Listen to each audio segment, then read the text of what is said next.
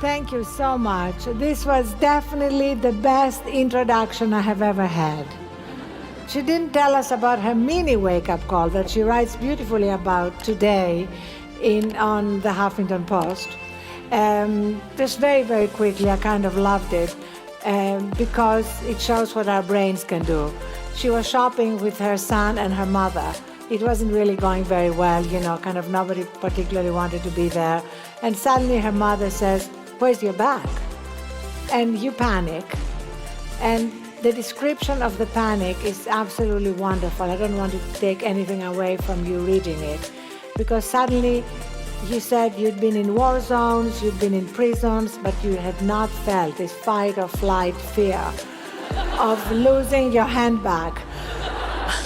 And you ran out of the shop trying to find the thief who had run away with your bag, and there was nobody there. And then you come back and your mother says, "Maybe you left it in the car?" And that's where the bag was.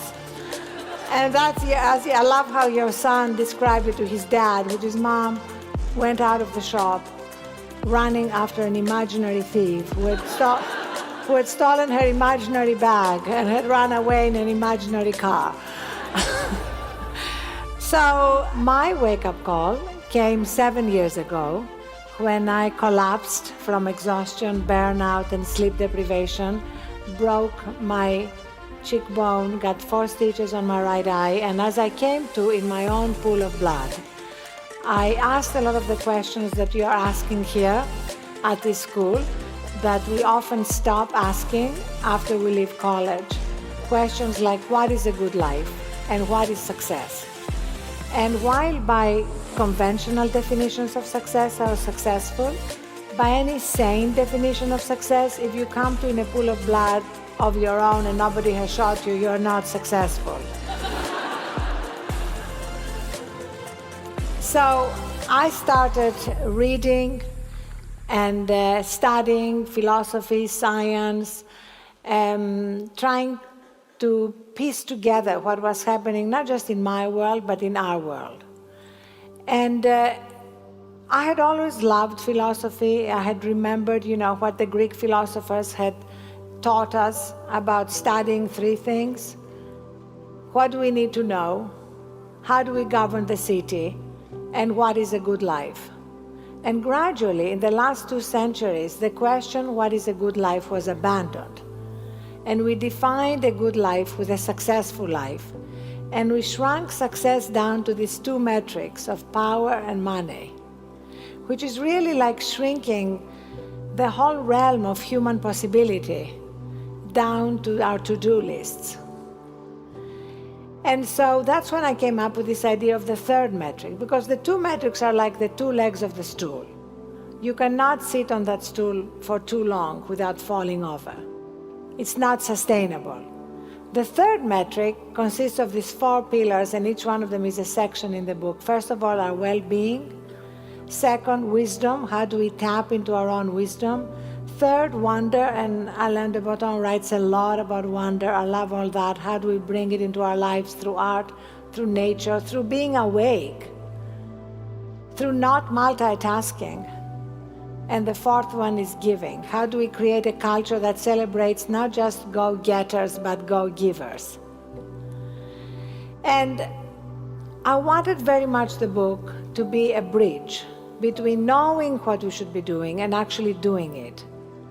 And so, as well as having 45 pages of scientific end notes, because I feel it's extraordinary that modern science now is fully validating ancient wisdom, I wanted to have all these practical steps. So each chapter ends with 3 very small baby steps that each one of us can take right now to begin to bring about these incremental changes. And I'm sure a lot of you are already doing a lot of that. For me, just very quickly to go through 3 little steps and then we'll start our conversation. For me, the first step was sleep. I know it's dismissed, especially by men, as completely unnecessary. I had dinner with a guy recently who bragged that he had only gotten 4 hours sleep the night before, and I thought to myself, but I didn't say it, you know what, if you had gotten 5, this dinner would have been a lot more interesting.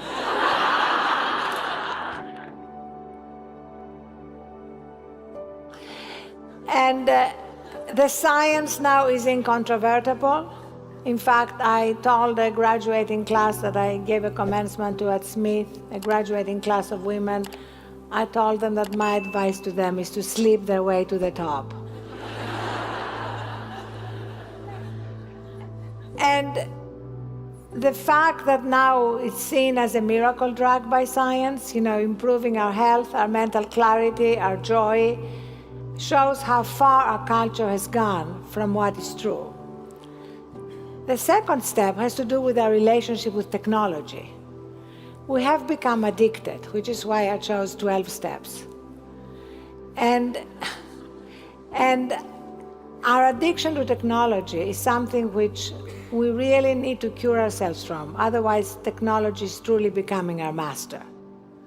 And a very simple step is at the end of each day to pick just one particular time, it may change from day to day, when you take all your devices, you turn them off, and then you gently escort them out of your bedroom. Because that's the time, if no other time, to reconnect with yourself and have a transition from your day life to your recharging, renewing time. I remember being in Luxor a few years ago and going to the sleeping chambers of the Luxor temple and realizing what a ritual sleep was. It was a time to actually let go of the day and allow other wisdom and other deeper understanding to come into your life. What we do in modern life largely is just we crash. And then the alarm wakes us up and we dash immediately to our smartphone lest we miss anything during the night. And just one more step, which doesn't have to do with our bodies, but it has a lot to do with our minds and our souls. And this is, at the end of each day, find something that no longer serves you and drop it. It can be a grudge, resentment, something you're angry about. Or it can be a project that you're not really going to invest time and energy into. One project I recently gave up is skiing, learning to become a good skier. I decided, you know what, I was not really going to become a good skier, so it was very liberating to realize that you can actually complete a project by dropping it. So skiing is done for me. I actually, when my daughters want to go skiing, I can sit by the fire, drink hot chocolate, and read a good book. So let me wrap this up by saying that if we're lucky, we have 30,000 days to play the game of life. And how we play depends on what we value. And if we primarily value these two first metrics, we're never going to have enough, because there is always somebody who has more. And as the Onion headline puts it, death rate holds steady at 100%. And those of you who are studying philosophy know that the Greeks, like Socrates, urged us to practice death daily. And the Romans used to carve memento mori, on statues and trees, not out of a sense of being morbid, but out of a sense of wanting to put life and everything that happened to us, including losing an imaginary bag, in perspective.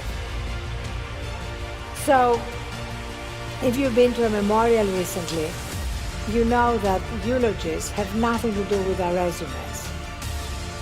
You've never heard anybody during a eulogy say something like, George was amazing, he increased market share by 1/3. So, every religion and many scientists have really said the same thing, that we all have in us a place of wisdom, strength, and peace. And it is as close to us as our next breath. If we only take a little time to cultivate what in modern life has become for most of us a deserted garden. So, As Archimedes, the Greek mathematician, put it, give me a place to stand and I can move the world.